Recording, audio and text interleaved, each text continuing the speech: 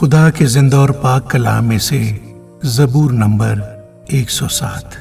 خدا کی شفقت کے لیے حمد و ستائش۔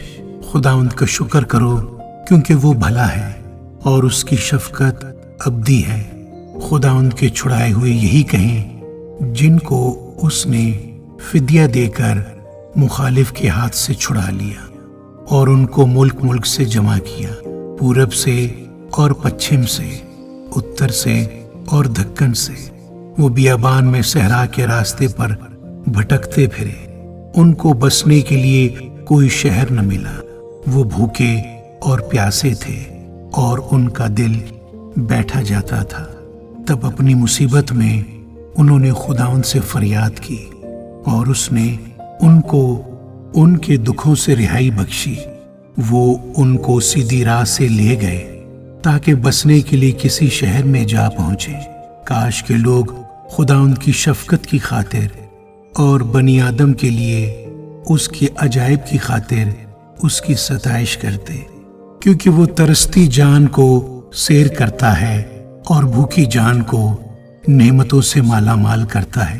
جو اندھیرے اور موت کے سایہ میں بیٹھے مصیبت اور لوہے سے جکڑے ہوئے تھے، چونکہ انہوں نے خدا کے کلام سے سرکشی کی اور حق تعالیٰ کی مشورت کو حقیر جانا، اس لیے اس نے ان کا دل مشقت سے عاجز کر دیا۔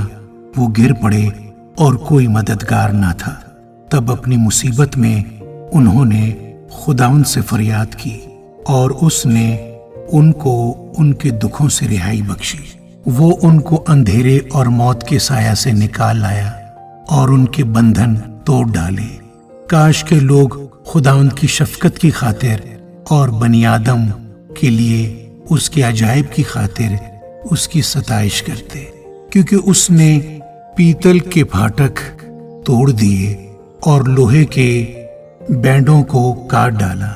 احمق اپنی خطاؤں کے سبب سے اور اپنی بدکاری کے باعث مصیبت میں پڑتے ہیں۔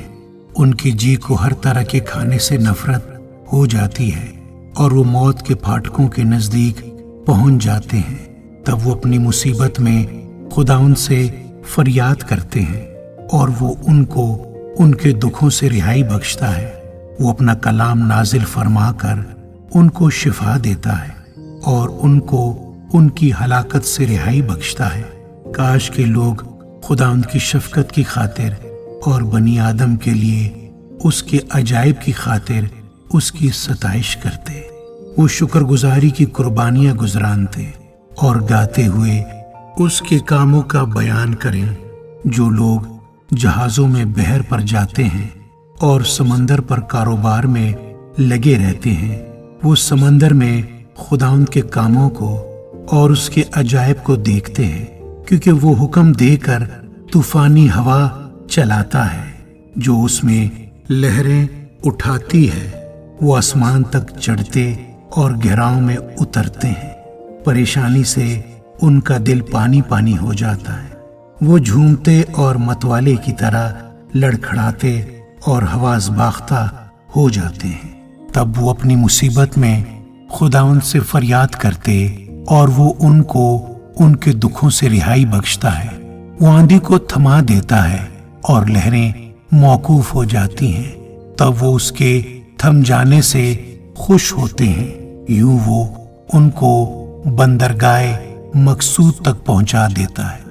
کاش کے لوگ خداوند کی شفقت کی خاطر اور بنی آدم کے لیے اس کے عجائب کی خاطر اس کی ستائش کرتے۔ وہ لوگوں کے مجمع میں اس کی بڑائی کریں اور بزرگوں کی مجلس میں اس کی حمد۔ وہ دریاؤں کو بیابان بنا دیتا ہے اور پانی کے چشموں کو خشک زمین۔ وہ زرخیز زمین کو صحرائی شور کر دیتا ہے، اس لیے کہ اس کے باشندے شریر ہیں۔ وہ بیابان کو جھیل بنا دیتا ہے اور خشک زمین کو پانی کے چشمے۔ وہاں وہ بھوکوں کو بساتا ہے تاکہ بسنے کے لیے شہر تیار کریں اور کھیت بوئیں اور تاکستان لگائیں اور پیداوار حاصل کریں۔ وہ ان کو برکت دیتا ہے اور وہ بہت بڑھتے ہیں اور وہ ان کے چوپاؤں کو کم نہیں ہونے دیتا۔ پھر ظلم اور تکلیف اور غم کے مارے وہ گھٹ جاتے اور پست ہو جاتے۔ وہ امراء پر ذلت انڈیل دیتا ہے اور ان کو بیرا ویرانہ میں بھٹکاتا ہے، تو بھی وہ محتاج کو مصیبت سے نکال کر سرفراز کرتا ہے اور اس کے خاندان کو ریوڑ کی طرح بڑھاتا ہے۔ رازباز یہ دیکھ کر خوش ہوں گے اور سب بدکاروں کا منہ بند ہو جائے گا۔ دانا ان باتوں پر توجہ کرے گا اور وہ خدا ان کی شفقت پر غور کریں گے۔ آمین۔